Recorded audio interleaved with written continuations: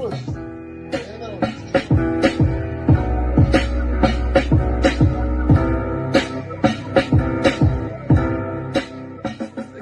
I do something called the 5-star shout out.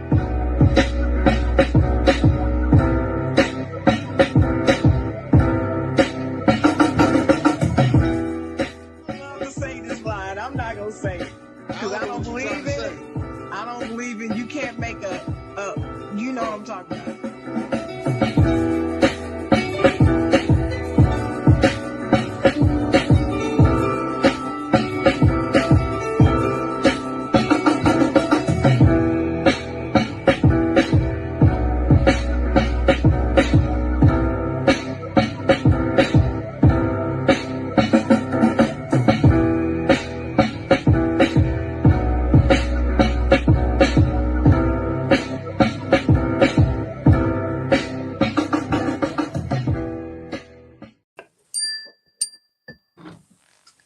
Ladies and gentlemen, how's everybody doing out there today? Good morning. I'm happy to be here this Saturday morning, June 7th, 2025.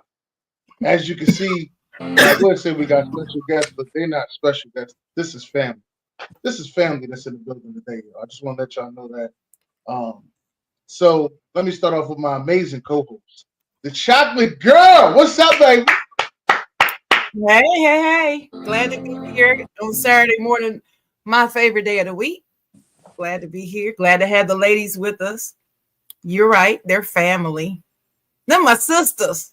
Absolutely. It's my sisters. Last time you all were on, I wasn't able to be here. I was out. Thank y'all for holding it down that day for me. Loved it. Absolutely. We're happy to be here. It's been a minute and it's been a pleasure. It's going to be fun, I think. It's always fun to have SweetLoveTMA in here.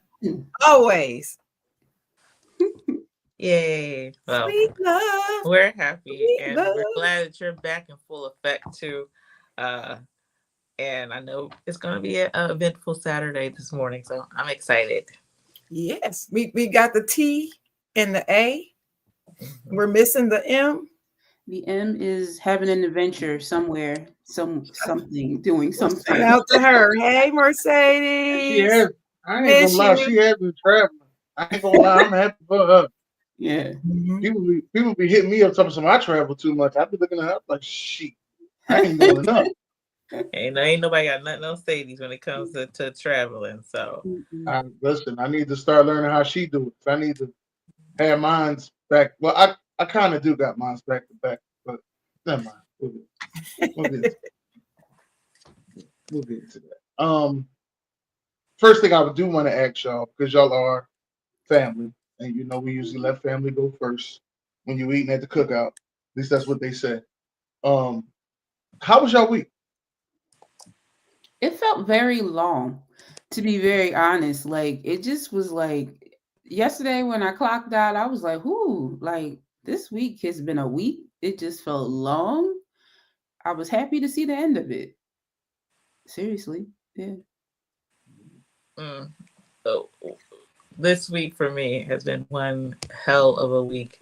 It's been no bueno, ups and downs. Work. This is the roughest week of work I've ever experienced.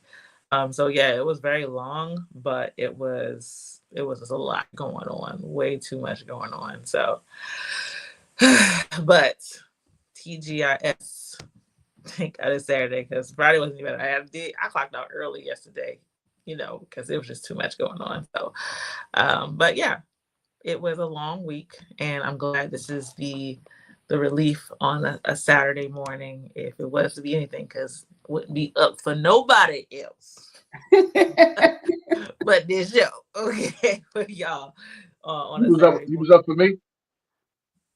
No, I heard Sharon was going to be here. Sorry. Yeah, sorry about that. Yeah, Sharon. But yeah, it was a week, but I'm glad ending it like this. All right. What about you? Marcus Betts, how you doing? Top of the morning to you as well, Marcus Betts. Chocolate Girl, how was your week?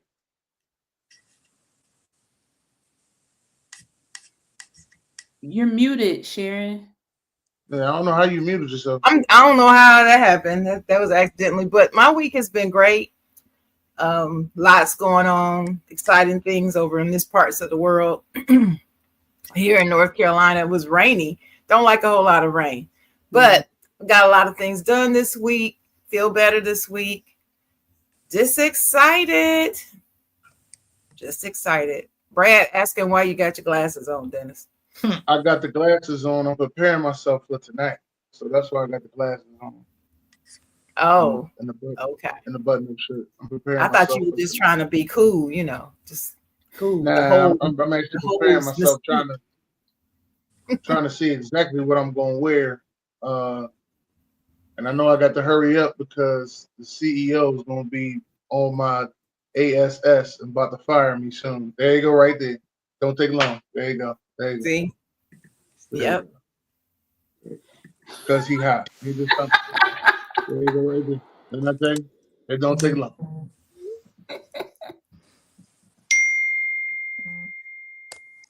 Anyway, yeah, I had a really good week. My week was good. Only thing that was like a little shaky this week, I couldn't get nobody to cover my Saturday night until I want to say Thursday night. So I asked them. I think I asked them on Sunday. Anybody cover my Saturday night? And nobody said nothing. Nobody said they'll cover. Nobody said they'll do it. None of that. So it wasn't until Thursday night that things got desperate. And it was like, yeah, I cover. I don't think all right, good. So there on Saturday night, I will be at the 8th anniversary of Off the Top Sports Radio with June Pierre and Be the Analyst at Soko Bar and Lounge in Newark, New Jersey. I will be a co-host for the Sports versus Relationship show, which Nessa told me that she was glad I was going to be there because now she got food. I thought that was funny to me. Yep, I just put that in the comments. Shout out to June and B for 8 years of Off the Top Sports. That's awesome. Yeah. 8 years strong. I'm happy. I'm very happy. Friends of the show.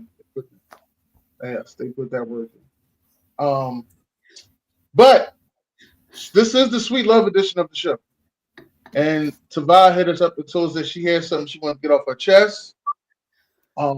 And I told her she ain't got no problem coming on here to get it off. We invite her on, tell us what she wanted to talk about. So one of the subjects that she said that she wanted to talk about,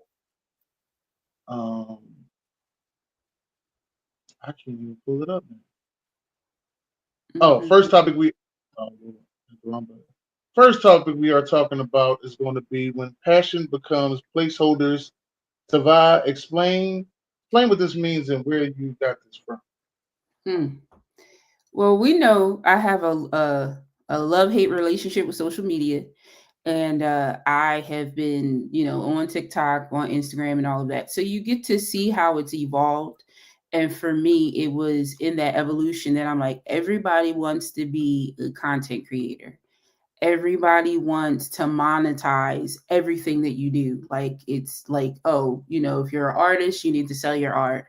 If you make music, you need to sell your beats. And so for me, it's just kind of like we've taken the joy out of some of the things that we just do naturally. And it's just like to the point that it's not even fun, right? It's not a passion. It's literally just there where it becomes work.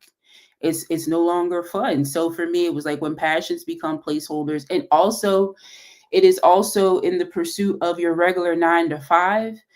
You can't get into the things that you're passionate about, right? So it's two sides of it. I think it can be where you're overwhelmed with, I know we're going to get into it later, with hustle culture. And then at the same time, you feel underwhelmed in your regular life because you can't do the things that you love. So, yeah. But they use, well, the saying goes that if you're doing something you love, it's not considered work. That's how the saying goes. But I always tell people who try to get into this podcast space that I love doing it. That is an uphill battle with skates on. That's what I always tell people. I give them that from the door. This is an uphill battle with skates on. When I first started, nobody was watching but my mom and my ex-wife. That was it. Mm-hmm. That's all that was watching. And that went on for a little while. And then I had to grow an audience. And you had to get with people. And you had to start getting to know other people in other places. It's a lot to it. And a lot of people don't like rubbing elbows with other people. They always got to. I don't know if I like them if I bang with them, nothing like that. I Mm-hmm. don't need to be, best friends with you. It's just, can we work together? If not, it's not. If we can, then we can. That's it.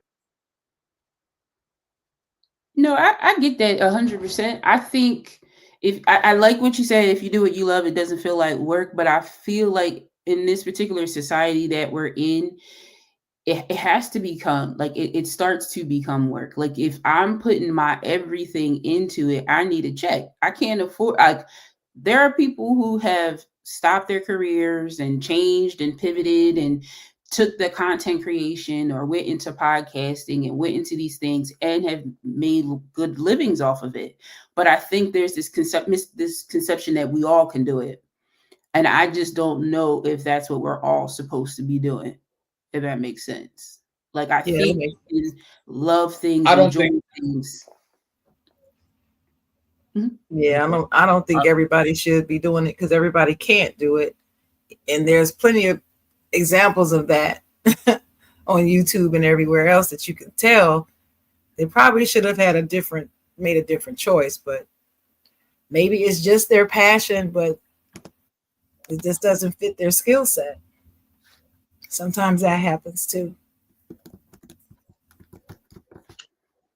yeah, I noticed that I don't think everybody needs to quit their job.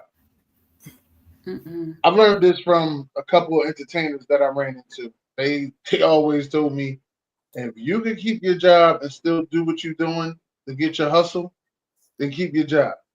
Mm-hmm. If you got to schedule days off or call off for certain days, but you still got a continuous paycheck going, keep your job going. You don't need to quit your job until you start making too much money, and then it's to the point, okay, I need to quit my job because the job is now in the way of the hustle that I love doing. That's when it's time to quit your job. I don't believe it's time to quit your job from the beginning. Oh, I'm gonna quit my job and become a content creator.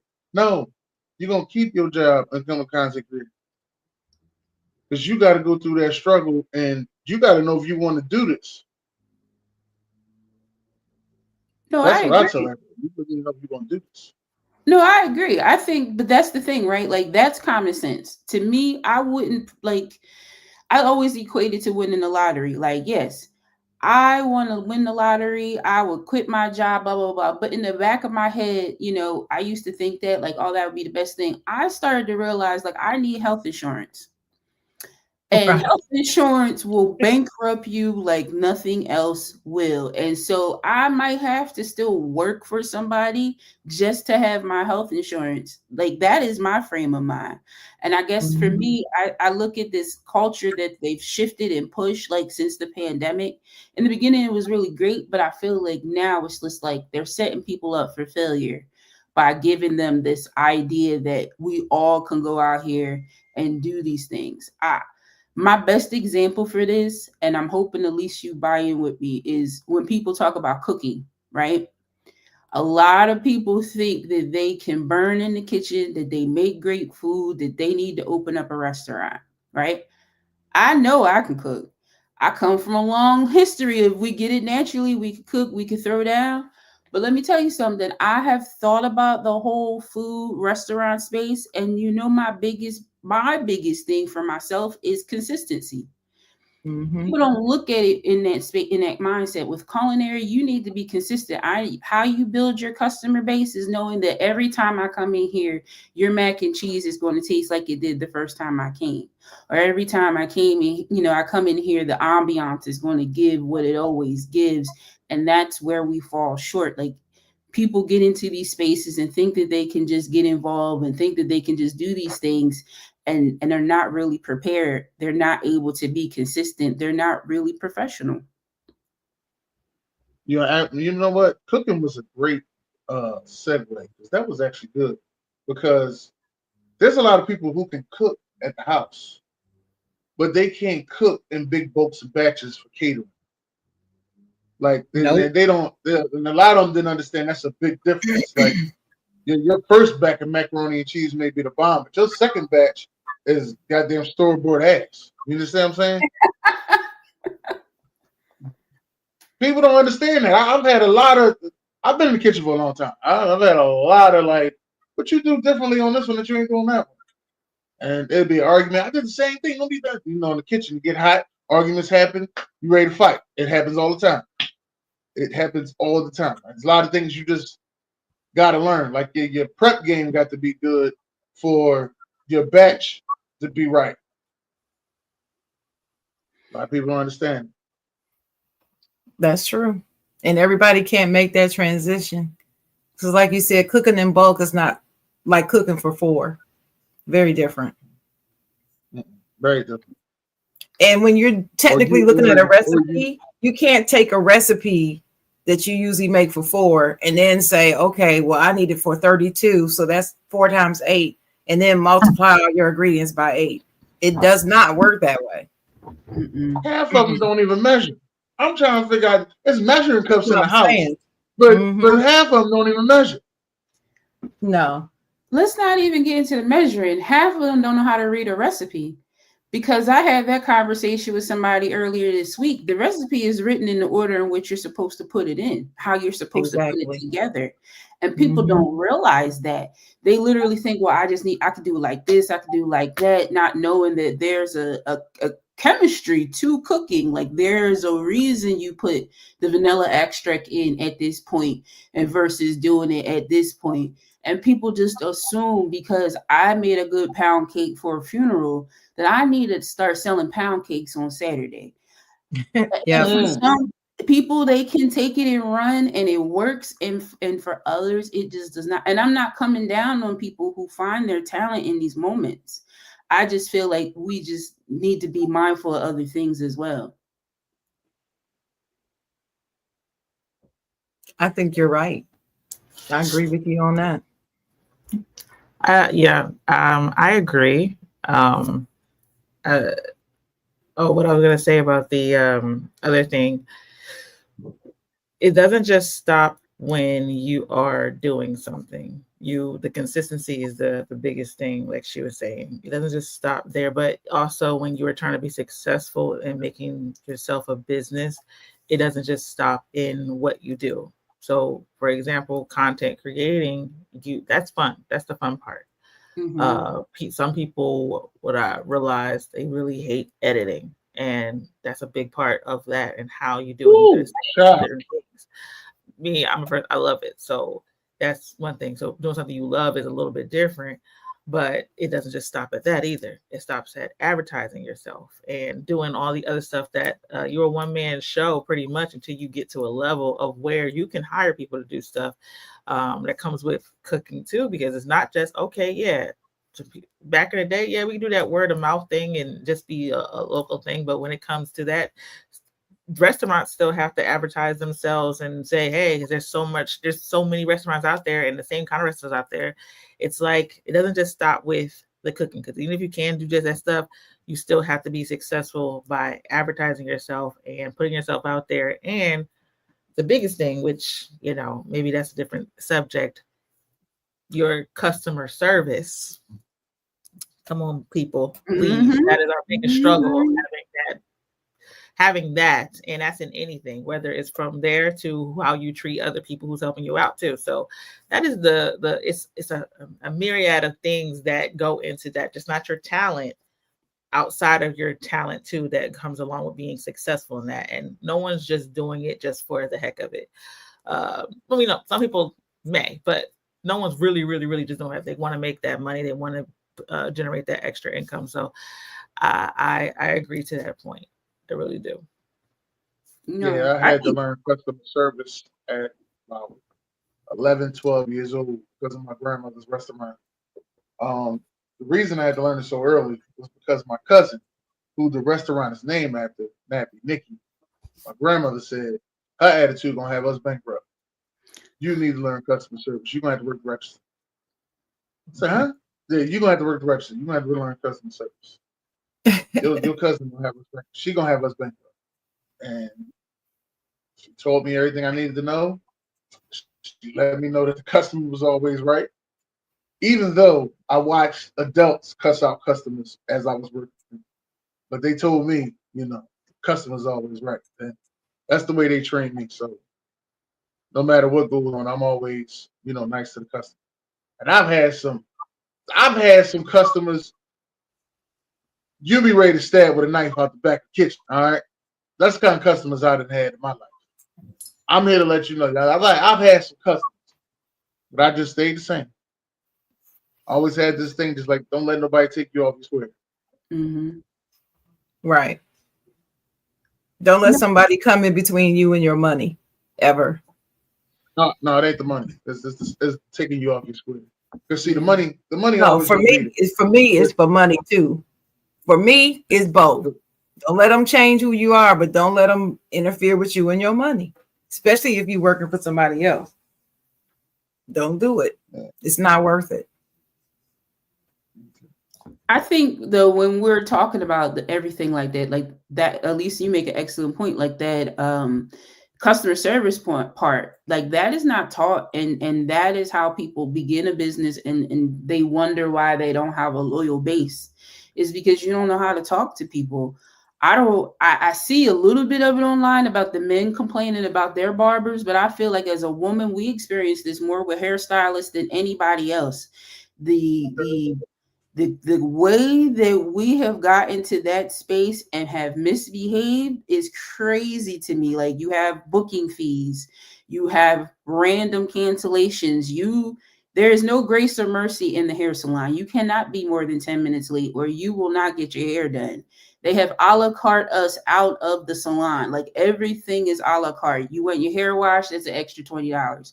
You want your hair trimmed, that's an extra $20. And then when you're in here, I got my earpiece in. I don't even talk to you. I don't ask you anything. And I just want you to pay, right? That's what I mean. Like, we get into these spaces without fully knowing the totality of how to actually like grow the business, keep the business, have a base. And I think it's just because it's like, make money, make money, make money. Okay. I think that's true.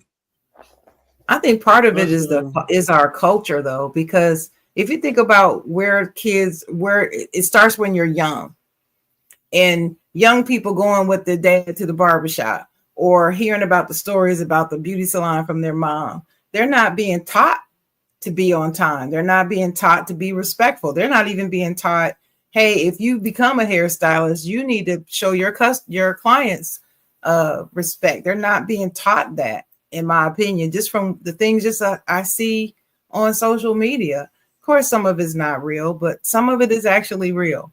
And so I'm looking at these young people like, we're the example, and what example are we setting for them?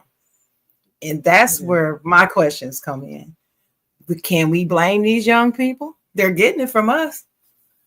Well, I'll say y'all, because I'm much older than y'all. So I'm going to leave it to y'all millennial folk. I'm going to tell you they're getting it from y'all. How about that? They're not listening to us. We're Gen Xers. But that's just what I see.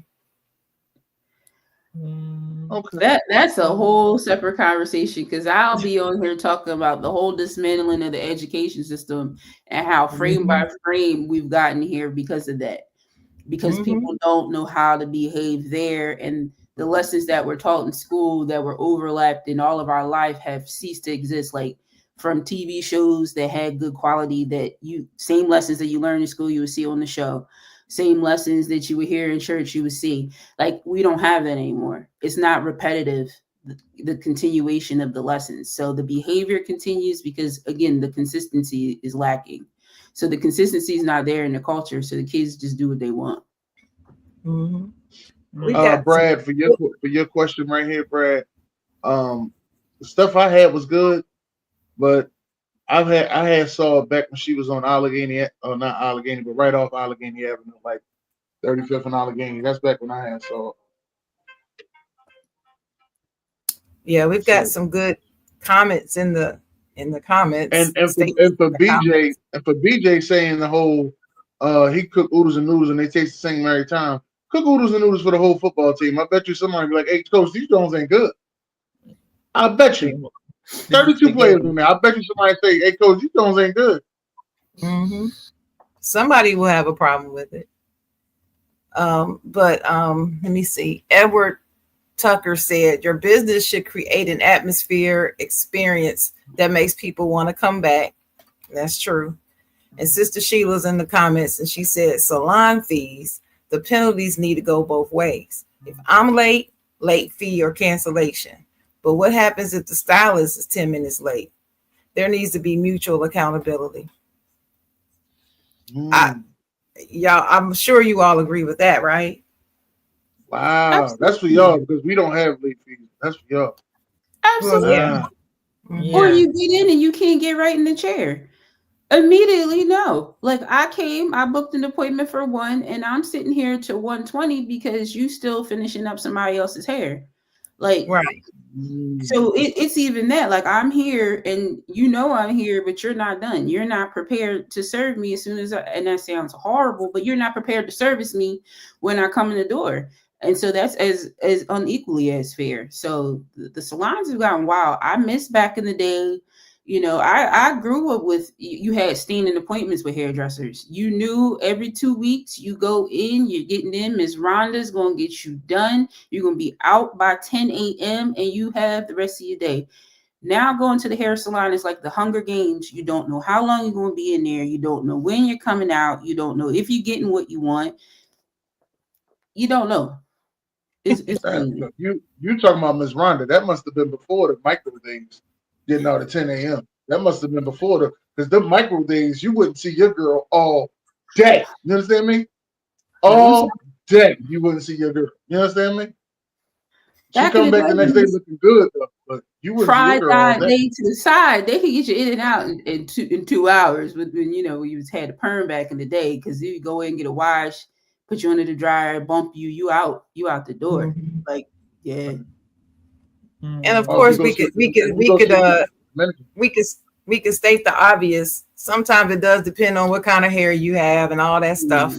We all know that, but I agree with Tavai. If my appointment's at 1, I shouldn't be still sitting there waiting on you 1:30. That's crazy. And especially if I do have a standing appointment and you know I'm going to be here Friday at 1 o'clock, every other Friday, you should be ready for me. And if you're not going to be ready, I expect a call or text, something to let me know, hey, instead of 1, can you make it at whatever? Ask me and I'll let you know. But don't just let me roll up in there and you know you late and you haven't said a word. But that's on any type of service like that. My personal trainer, anything. That's what it should be. You have to have that accountability, but that's the customer service in us. And we get taught that. We were taught that when we were young. I don't know where it happened to that. Well, let's move on to the next subject because we kind of crazy with time. Establishing a work-life balance. Many people don't know how to do that. Some can't do it because they have a lot going on. Is this something that you have right now? A good work-life balance, or are you working towards it? Ladies? I would say I'm working. I do have a good work-life balance.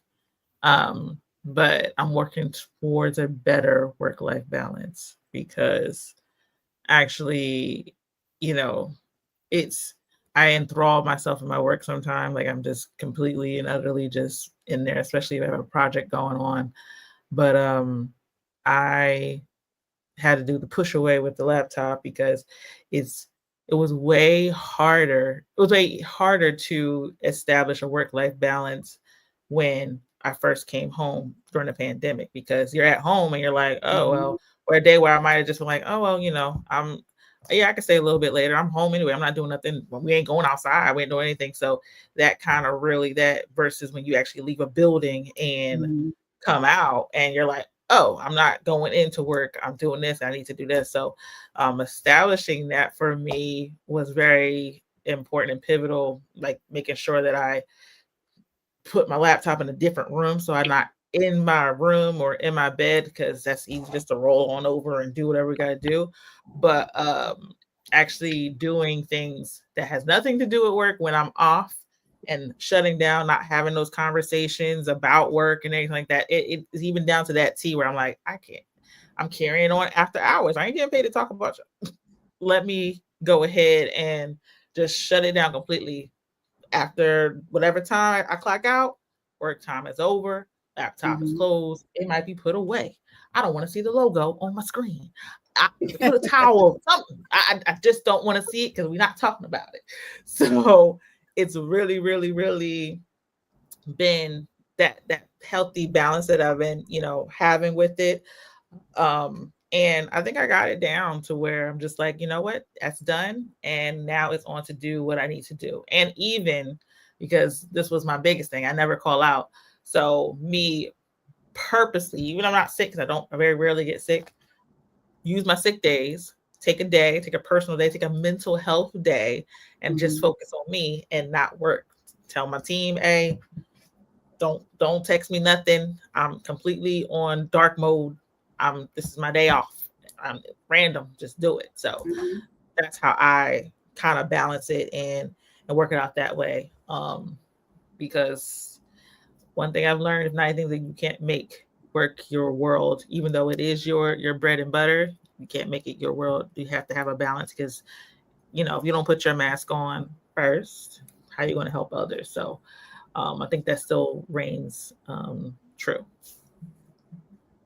No, I agree. I think, like you said, it changed with the pandemic. I also, work from home, and there was this life that was given on social media. Oh, I work from home. I take naps. I do this. I do that. And they'd be like, bro, no, y'all misleading people. Because when I work from home, I'm really working, because they be clocking, they be watching that teams go yellow. You know what I mean? You get a message, you get a call. There are metrics that you have to meet. So for me, my shift can vary based on what's going on. So sometimes I'm in a regular 8-hour day. Sometimes I have a 10-hour day. So for me, when my day is done, I'm gone. I don't want to talk nothing about nothing. I ain't got nothing to help you. Most of my friends and family don't really call me and ask me anything, so I don't even have to put that hat back on. But for me, it's like, oh, I take all of my breaks at work. It's lunchtime. I'm taking my break. I'm not giving that extra thought to, oh, maybe it's busy. No, I am taking my break. When it's time for me to sign off, I'm signing off. When it's time for me to take a PTO day, whether it's mental health, whether I have something to do, I'm out. I'm using, look, I will never, earn and burn? Or I'm never going to be a use or lose with PTO. Never. You'll never catch me paying in and cashing out some PTO. I'm using it. I'm taking off because they don't care about you. I mean, in full transparency, you might have some friends at your job and they might have some really great policies. I'm not downplaying mine. It's a good place to be. But at the end of the day, they will replace you. At the end of the day, they will find coverage. At the end of the day, they will get the results. They will get the work done. And it doesn't have to be at my expense and at my livelihood. With me burning out, trying to get something done, because I know how this goes. So gotta have it. If you don't have work-life balance, you gotta establish it. This life is not just made for work. It's just not. Right. You have to have time to recharge your batteries and to decompress. So you do need a work-life balance. For me, it's better now since the pandemic, and we've been working from home. Before 2020, I never had a work from home job, never. So it was great coming home. And now, since the office is back open, luckily our general manager has decided to let us stay at home as long as we're productive. She's found no reason to bring us back.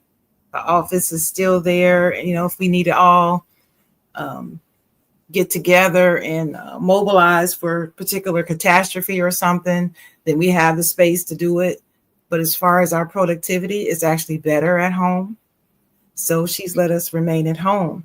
And that right there is a true testament to the importance of work-life balance. People are not, my sister put in the comments, working at home does not mean working on home.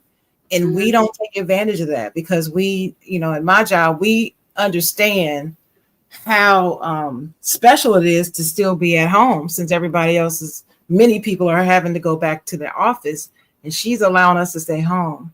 But it's a trade-off. We have to, she made a decision, then we have to honor that and respect that and do what we're supposed to do.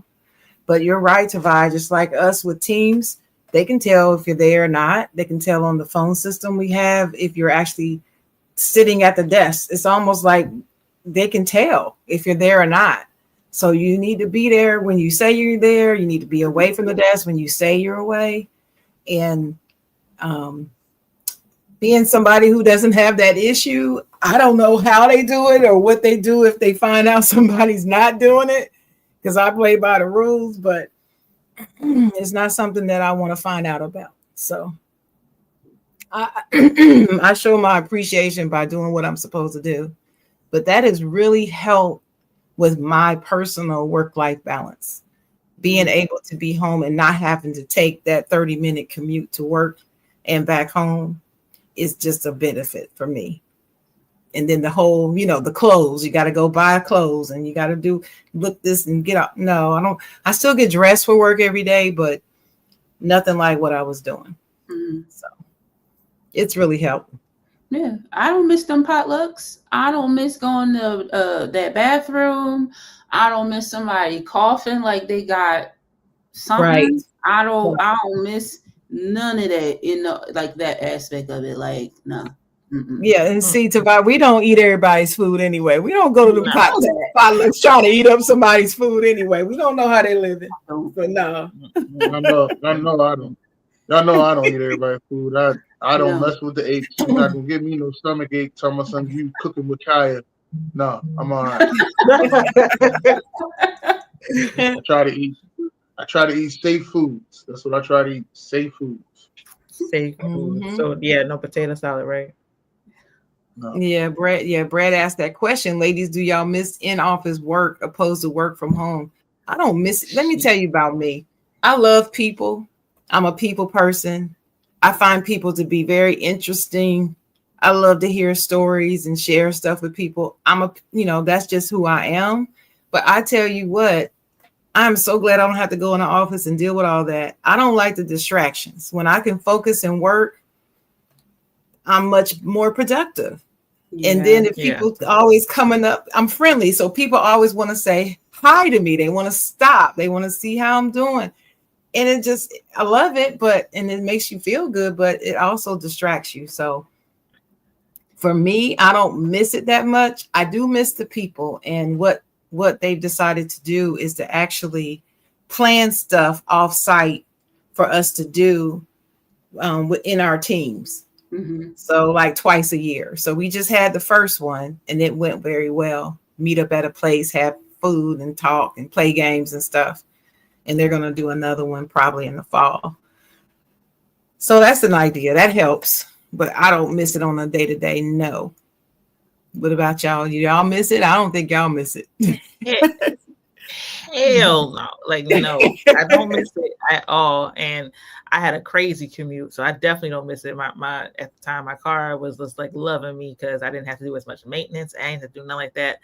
And because my environment was a lot more intimate, some of my friends' family, I met my family at my job. So we did not let that stop us at all from, seeing each other. Like we would grab our laptops, meet up at a co-working spot sometimes, or we would meet up at each other's houses and take turns cooking and stuff like that. So we turned the whole game around, what that is. And, I'm a part of a committee that does do it. You were talking about Sharon with if there was an activity to do outside, whatever, do that, or not outside of work, but we have like wellness walks and stuff like that and different things. So that is really, really, really, that people piece, then yeah, you want to grab it in there. That people piece, you want to grab it in there. Let me stop real quick because something's so funny. Let me see what she laughing at, Dennis. Because BJ put, I missed all my work biddies. Not work That sounds biddies. like something he would say. Maybe that's if they must have been cooking for you or something. Here you go, BJ. I miss those ladies too. I don't have them ladies no more. Oh, I miss them ladies too. then that must mean something else entirely if you're saying it. So having a work wife at the job is really a great thing. That's all I'm saying. Oh, having a work husband is too. Yeah, but it's dangerous waters. Like that. It's dangerous waters if you're in a relationship. It's not dangerous waters if you ain't in a relationship. Well, I haven't had that. I haven't had a work husband, so with any, I don't know. In the space that I had it, it was just, I don't know. It was shift work. So in the space that I had it, it was not like in the office setting. I think the office setting, work husband, work wife can get a little hairy. I didn't experience it like that, so it was just a little different. I haven't had the office setting. I had the kitchen. So see, the kitchen's a different. I've heard stories. My sister's in the kitchen, so I know how the kitchen get down. I know. It gets down. You understand? Yeah. And then you got, and don't forget, and then Walmart. Walmart's always a sexy place. So, but as far as work-life balance with Dennis Holmes, I've had a motto like this that I've been saying for a long time. Sharon usually don't like me saying it, but I'm gonna introduce it back to the world as usual. Fuck that job, okay? Don't listen. They don't give a damn about you. I'm not talking about the job after I leave. Soon as I clock out, it's like that TV show. What's the name of that TV show where they got a work-life balance and they forget that they was at work as soon as they clock out. But when they clock in, they know they back at work. I'm just like Severance. Yeah, I'm just like that. As soon as I clock out, boom. Hey, how was work? Oh, it was all right. I can fuck about that. Fuck that job. That's it. Damn about that damn job. Listen. And I got some. And right now, I'm at some good places, making some nice money, and I have a nice job. So it's not no disrespect to the job. There's a couple of my coworkers watching. So it's not no disrespect to the job. Let me say it like that. But it all mental for me. Man, fuck that job. Not retired his wife. That's crazy. I don't know. I think for me, I'm looking at Brad's other comments. So that working from home mess up your social skills. I feel like if you know how to talk to people, you can transition in and out. Because for me, let me say for me, it didn't impact my social skills. I still had another job that I worked as well that had me out in the field. So I was out for one and in for the other. But I think if you know how to talk to people, you don't lose that. I feel like the people who talk slick and disrespectful, oh, you always had that in you. So the working from home it just prevented you from maybe getting in trouble as much because you don't have a manager overhearing you. But other than that, like, we know these calls are recorded for quality and assurance, but it's also recorded and reminds me that it's recorded so I don't lose my job cussing somebody out over that phone. I think people don't understand that working from home, I bring the drama in my house. It's like y'all are trying to cuss me out in my own home.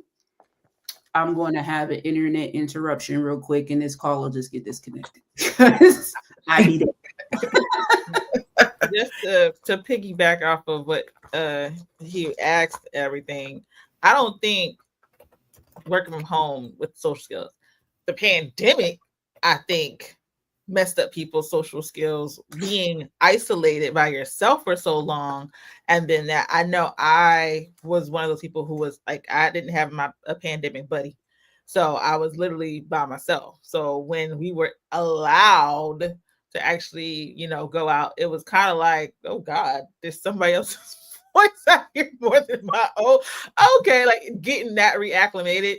I mean, I still socialize, with people, then, but I realized some people kind of lost that when the pandemic happened. Work, No, because you still have to talk to people even remotely. I Mhm. talk more than I ever talked while I was in the office. So because I'm talking to people, calls, video, meetings, all that stuff like that. So it's a lot. So yeah, just to say that not working from home, it's when the pandemic happened, I think the people lost their social skills and lost their daggone mind too on how they talk to people, because what do y'all call them? They're finger warriors or something like that when they online and they can just say what they want because they're not in front of you. That's where I think people got Oh, more focused. yeah. What's it called? I forgot. They're keyboard warriors. Yes, keyboard warriors. Yes. So that's where I think it happened. But I digress.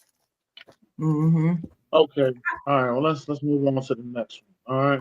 Next, we're going to talk about the hustle culture. Tavai, could you please tell the people what the hustle culture is? So my example or the thought that I have when I think of hustle culture, especially with TikTok and when it went black and came back up, you see more of people trying to sell you things, whether Mm-hmm. it sell you a course, sell you a digital product, tell you how you can create your own digital product and make $3,000 extra a month. The constant need to monetize everything that you do, like that's my definition is hustle culture is the exploitation of your God-given talents. I don't think everything you do should have a dollar sign attached to it. Got it. I feel like, yes, you should value your time. There should be a value on your energy, a value on the resources, but not everything that you do needs to have a dollar sign attached. Like if you're going to, start helping people, why do you need to say, okay, well, if you really want to help me, you can send me $1? No, if you want to help people, you're going to help people. It shouldn't have a dollar attached to that. And that's where I feel like hustle culture is.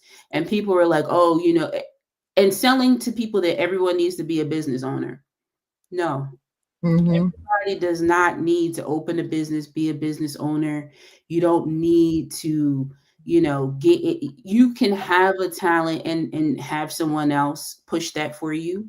You can have a talent and have a brand, but you don't have to be the face. I think that's what I had to learn for myself. I can be behind the scenes. I can be cool. I can help uplift someone else. It doesn't have to be me front and center.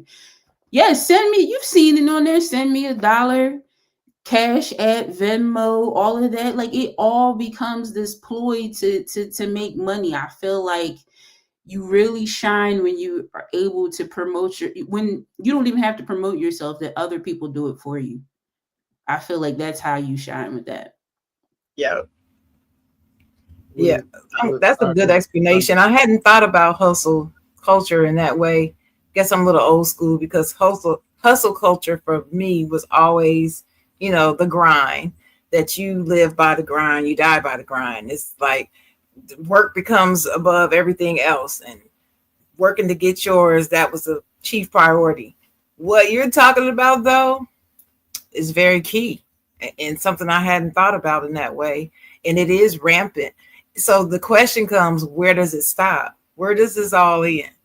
I mean, are you going to have authentic, do people authentically want to help people, or is it all about the money, like you were saying? So that's a great question. It's all about the money. And they will send you to a conference to where as though this conference is going to help you build, and you'll get to the conference and this is everything that you read in the book. And you're like, where is this helping me build at? Where are you helping me get to the dollars that you said that you was getting to? Oh, well, if you want that package, it's $2,500. Like, come on. If I had $2,500, I wouldn't go to your damn package. Oh, and then you've already spent $400 on the conference. Where I mean, no, the conference was free. The conference was the real one. Some The of conference them was free. Some of them are free, but some of them you even pay, and then they want you to pay more. You've already paid for. If I paid $4, you're supposed to be giving me something from the $4, not I'm paying $4 to hear you repeat what you've already said on the ad, and then say, by the way, that's $2,500 for the rest of that secret sauce. No, they do both, Dennis. I've seen them both. I'm like, no, I'm not following. I ain't never. You know me. I'm not spending no money on nothing extra. Nah, Me either. that's just me. You know, I'll spend money to go see some entertainment. I'll spend money to go see some other things, but I'm not spending no money on something that I just need like a couple questions answered. I'm not. Listen, Not you doing lose that. me as soon as you have click on my link in my bio. Nope, I'm not doing it. I'm not Not clicking on clicking. the link. Oh, wait, I'm I not. got click on. Hold up, hold up. I got click on my link in my bio. No, but I'm talking about for people who, oh, if you want to know more, you want to get into cryptocurrency, click on that link in my bio. I got an ebook Oh, that you can buy, or click on the link in my bio and I can help you get X amount of followers. Or you click on my link and you'll go to my Amazon storefront so that I can earn commission because you want to buy this dress because you see how I wore it. You'll lose me every time. I'm not but chasing behind come on, information. if you like the dress I got on, not me. Hold on, she got Nessa's here. Nessa, what's up, Nessa? If you like the dress a certain woman got on, and you like, oh, that's a nice dress, or you like that wig or something, or maybe you know, like me, there's a couple women out there I was following. They had like travel stuff that they got from Amazon. Me, you know, I'm a man. We was doing dumb stuff. You know what I mean? Go on a vacation and then all right, I gotta go to Walmart. I gotta go get certain stuff. Like that's the type of dumb stuff I was doing, like a toothbrush. But now I got the whole package right there, sit to the side. Toothbrush, lotion, all that. One Ziploc bag, all set to the side. Came in the Amazon bag, ready for me, travel, ready to go. Didn't know that. Got medicine because you never know if you're gonna get sick on a vacation. Mm-hmm. And I always think that I'm motherfucking Superman. I ain't Superman. I realized that. Ate some bad tuna salad at my baby mom's house. Took me out the game. Fuck that. I ain't Superman. That's what I learned. So I got me a first. I got me a first aid kit. Me and my mom went on that cruise not too long ago. She ended up getting sick. She, you know, she seen all this food. She started eating crazy. Had the first aid kit there. Was able to help somebody. These are things that I do. Like now, I'm not sitting there buying no cryptocurrency. But I'm just talking about little small things. Like even shower bombs. I looked at this girl Amazon cart. She had shower bombs. I didn't even know they made shower bombs. But I mean, I mean, there are certain things that, yeah, like the crypto and all the other it depends. I think it really depends that because I will click on an Amazon storefront real quick because it might be something that I have not seen and I'm like, oh shoot, I want it. So I'm gonna click on that. And why not? To me, it's like, why not help somebody out who is getting it? Because what they're doing is they're buying this stuff and you know, using their own stuff to do it, and that's their hustle. So I'm a you know, drop yours down because I'll go on it. But I'm a big supporter of people who have Amazon storefronts, absolutely. Because again, Right. some stuff I'm like, how the heck did you find this? And it doesn't pop up in my algorithm. But when I see somebody with it, I'm like, oh, I really, really, really enjoy that. I don't mind certain hustles that is going to help me and benefit me at the same time. Now, the other stuff that I think when people plot on people's emotions, when it comes to like you said crypto, or when it comes to like, you know, you want to be a better you, I'm okay also with somebody, because you know, I know writers who, you know, write books and stuff like that. Promote yourself, you know, sell something. If that's something you went through and you want to do it that way, then absolutely sell yourself. But when you get into like what you were saying, that extreme, like, okay, $400 for a conference, then $2,500 for a package, and then no, like that's a lot. But I'm not mad at people's hustle to, you know, do stuff that are genuinely there, because there are a lot of genuine people who are trying to get themselves out there. Because why not? If I have an opportunity to make money on something that not only I know can help and be legit, and you know, also it helps me out too, why not?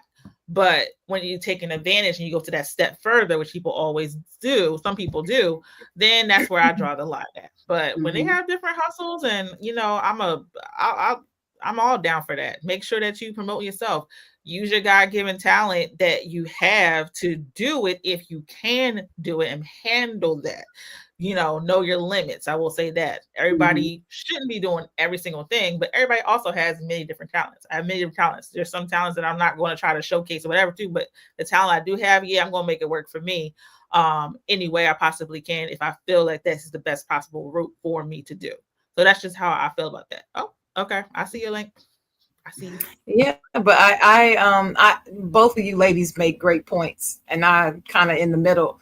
I do like to support people who have their real hustles and so forth. But I think I'm hearing from Tavai that there has to be a balance, just like we were just talking about work-life balance. There needs to be a hustle balance because everything can't be a hustle. It's like help people. Where is the feeling that you just honestly want to help people? Where did that go? I believe in America, we've lost a lot of that. And I think that has led to a very cynical, just uncaring, and just downright mean culture because everything is about the money. Everything is about the monetizing. Everything is about the Amazon store. Everything is about the link in the bio. What's the thing that you have, Dennis, where you can see all your links? What's that called? Linktree. Linktree. Everything is about go to my Linktree. You can see everything I'm doing. I think it's a wonderful tool. It's a very smart invention. And I will go to people's Linktree to get stuff, but there comes a time and a place that you just got to say, hey, help somebody. One of the first things someone who I know went into business for themselves and they're still very successful at it. The first thing they taught me is, yeah, you want to make money, but especially when you're first starting out, you have to do some things for free. And even as your business gets successful, you still need to go out and do some things for free because it's cultivating your karma. That's what she calls it.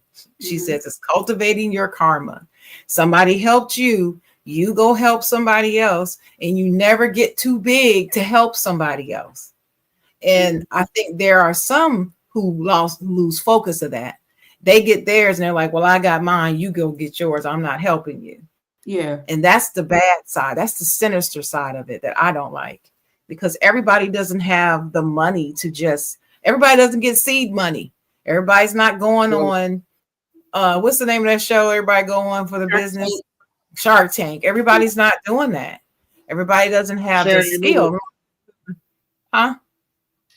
A lot of what I've learned, there's a lot of people who don't want to help other people, mainly because they think that their money will go down, or they're not going to get the same amount of money they was getting, or they're going to lose influence and stuff like that, right? But see, I kind of look at it like in a different way. Like when you know, like you're downtown, one of your most popular cities, and you see that there's 10 food trucks on one block, but all 10 food trucks is getting money. Obviously, there's a space for everybody. 10 food trucks, all of them sell hot dogs. All 10 of them sell hot dogs, but all 10 of them is getting money. There's enough money to be made. There's money out there. There's enough money out there for everybody to make. That's right. That's one of my sister's models. That's one of her main models. She just started her company about 3 years ago now, and that's one of her standing mottos is there's enough money out here for everybody. You don't have to be that way. And if you give back and you do the things that you're supposed to do, the money's going to come. You don't have to chase it. It'll come to you. So that's right. I agree. I agree with that. That's why I'm saying there's a balance. You have to have a balance with that. I don't write off every link in the bio, but you can kind of tell. I know you can too. And at least, and Dennis, you too. I know you can kind of tell when you're reading something and they say link in the bio, and you can decide I ain't clicking on that link versus let me see what they're actually talking about. Exactly. You can kind of tell what's seedy and grimy and slimy. You can kind of tell. Look, I'm all for it. Like, I'm not saying don't promote yourself or don't promote your I know. It's like I got people who will then they'll follow you and then they'll jump in your DM and they'll be like, what do you know about stocks and bonds and this, that, and this? You're not going to sell me your ebook. I'm not giving you my banking information. I'm not, what I mean? I'm not doing that. Yeah, we just had a community where we're uplifting each other or we're reposting information, and now you're coming to me in the side trying to find a way that you can gain from me. Like that is where I find that it gets distasteful. You know what I mean? And to buy, what about this one? You're looking on Facebook. Let's just take Facebook, and you go onto somebody's Facebook and they're talking about they posted a video of their child graduating from college, right? And so you comment, oh, that's awesome, congratulations. And next thing you know, you get a notification and somebody done posted under your comment, hey, you need to click on the link and follow Susan Smith. You won't regret it. Oh, that's a bot. That's a bot. Don't do it. Don't listen. I'm just telling Word you. of advice. Word of advice from Dennis Holmes. Word of advice from Dennis Holmes. You do not click no links. Okay. No, you don't Link click in the on bio it. is different. They posted. Link on the bio is different, but do not click on no links. I always report it as spam because that's what it is. It's spam. And it's like not related to the graduation video. You trying to get us to come over here and click on this link so a bot can get me or a virus can get me, or you trying to get me over here to hear this crypto recording. That's usually what it is. It's usually crypto. I'm like, why? That bothers me. That's what I don't like. I'm like, don't, every time I get one, I just click right on report and block them and keep it moving. It's like we said earlier, I'm sorry. I was saying it's like we said earlier, like I don't want authentic interactions to become transactional for me. Right. That's it. That's it. Say that again, Tavai. Repeat that. I don't want authentic interactions to become transactional for me. That's just where I am in my life. Like I just don't like, if I want to do something for you, I'm not looking at, okay, you owe me one. I'm not making a tally. I'm not holding it. I don't want to hold it against you, or no, if my interaction or if I do for you, I give you knowledge, give you information. Then it's at least, y'all know, I'll send y'all memes. I'll say, look, I got a show idea, and random. It's so random that I'm hitting it, and I don't want it from it. I don't want it for it. It's just, this is the authentic. Oh, I want to see you grow. I want to help my friends. I want to, you know what I mean? So that's just where I am in my life. You know what I mean? Like I don't well said. I want you on the show. So and when you do send me stuff like that, just know, bring your ass. Not like that, but you should know. Absolutely.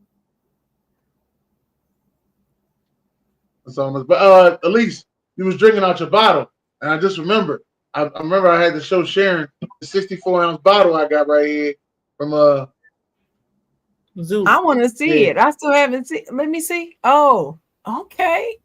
You had me in the store trying to find one. The biggest one that I found was 48 ounces. I can't find. You said 64 ounce. I can't find one. That in what? When you go to Walmart, go to the sports section. I don't shop at Walmart. Oh my bad. All right. When you go to Walmart. Where do you shop? Where do you shop? It's not an uppity thing. I just don't like Walmart. I haven't shopped there for years. Mm-hmm. What about? Well, nobody shop at Target no more, so we can't say that. I ain't been there since. I didn't really shop at Target like that anyway, so it didn't matter. I was at Kohl's the other day, and they had some bottles, but like I said, the biggest they had was 48 ounces.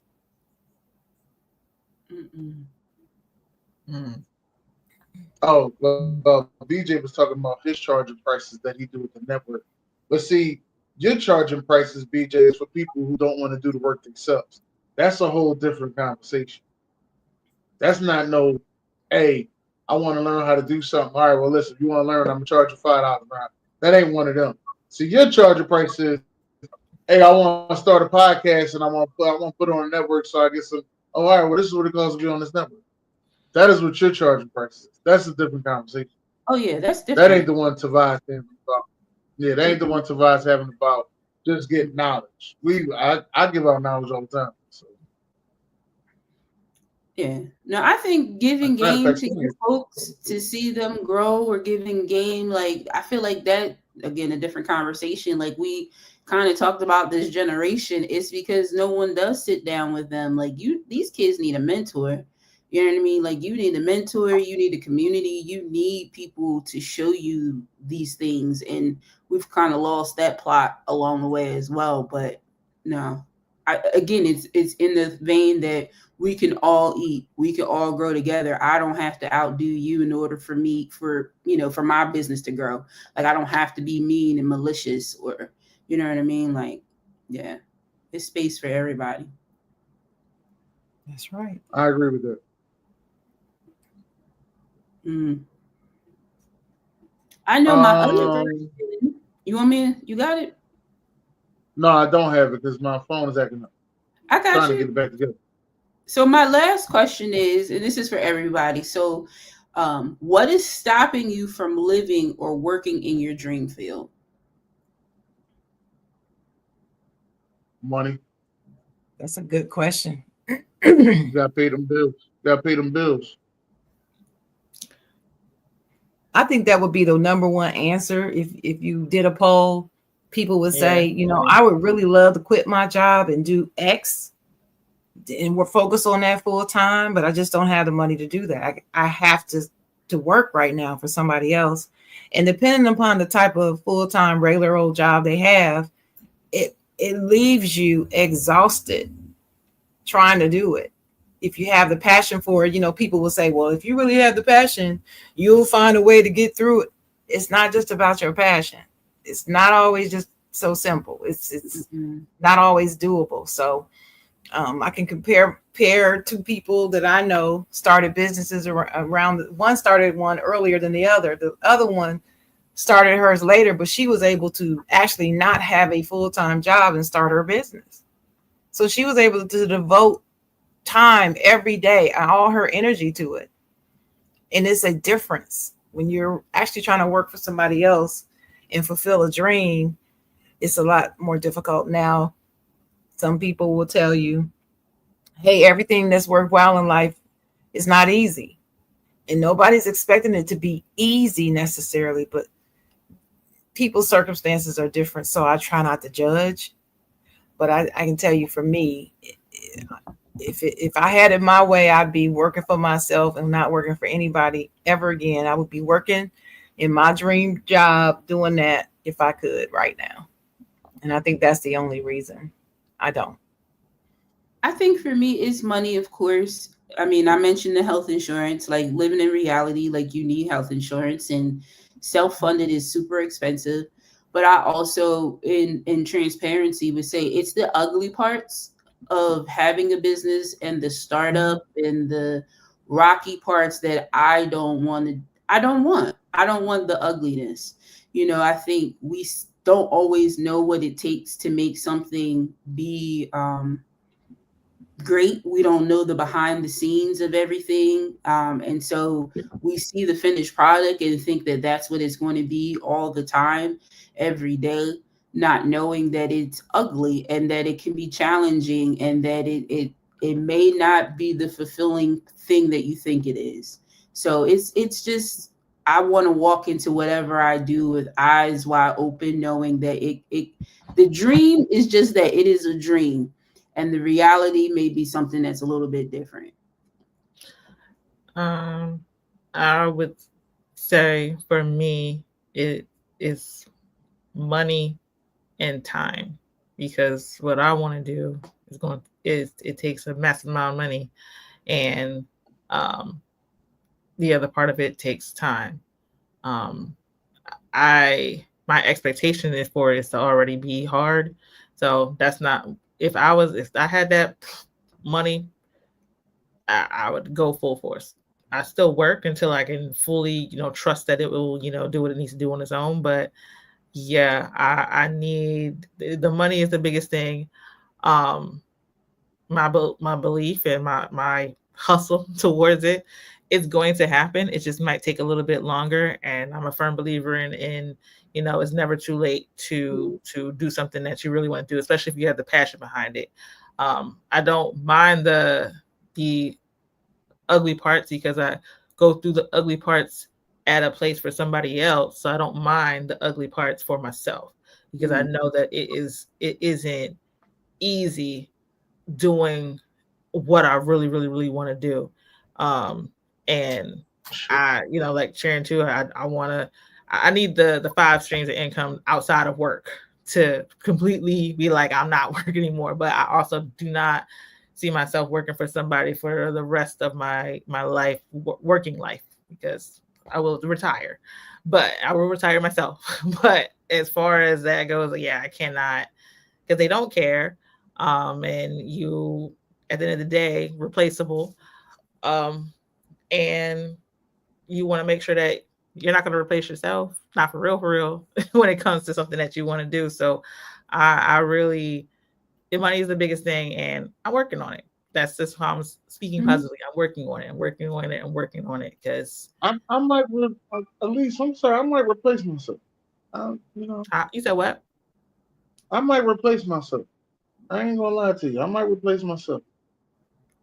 With who? It depends. If I got some other talent that's even better, I know how to take a step back and let them go ahead and be the lead. Oh, that what you talking about? Yeah, but let me tell you something.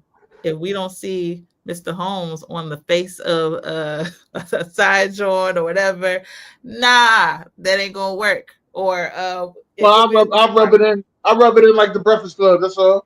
Ain't nobody asking about Angela Yee no more. See what I'm saying? Yeah, I'm no, just telling I you, mean, I'll rub it in like the Breakfast. You gotta rub it in. Rub it in like lotion. That's all. But yeah. I'm like you in that idea. Then it's like we had our show, and I'm not saying that we're not working in the behind the scenes to get back up.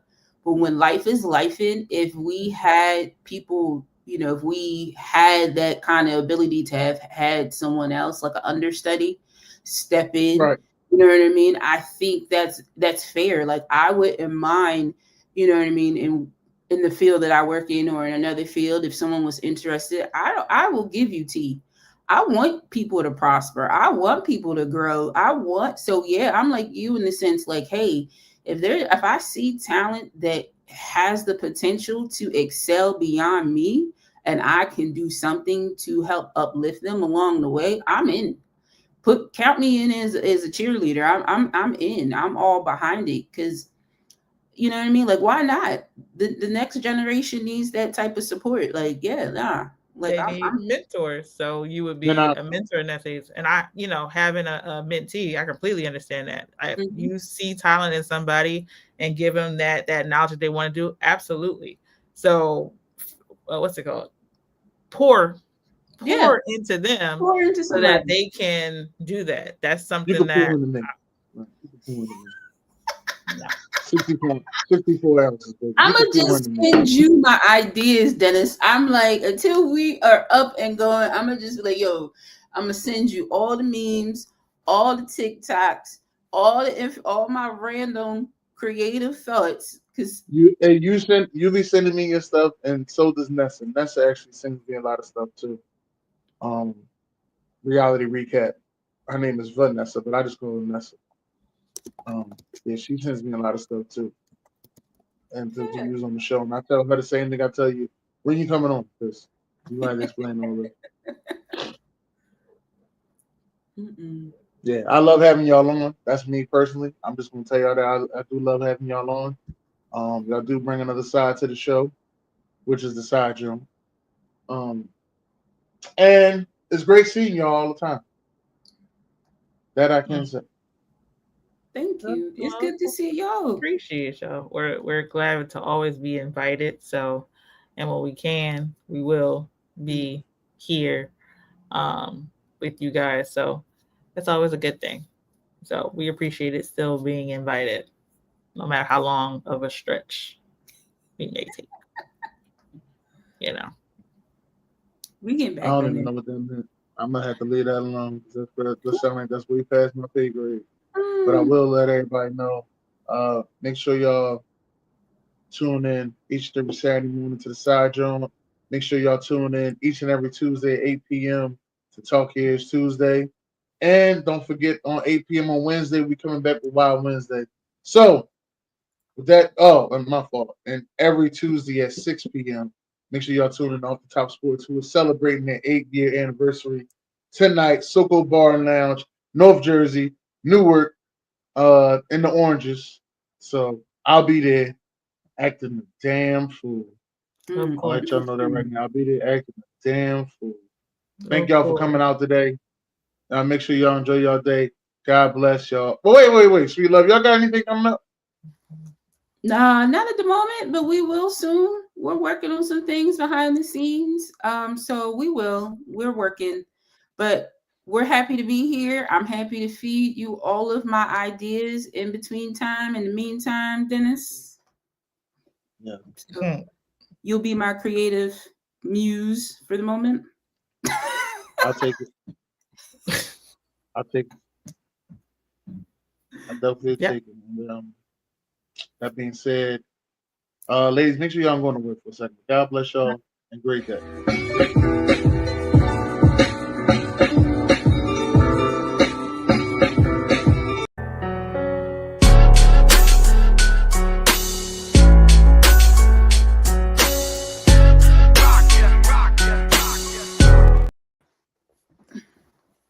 How he gonna say don't go nowhere and he ain't here?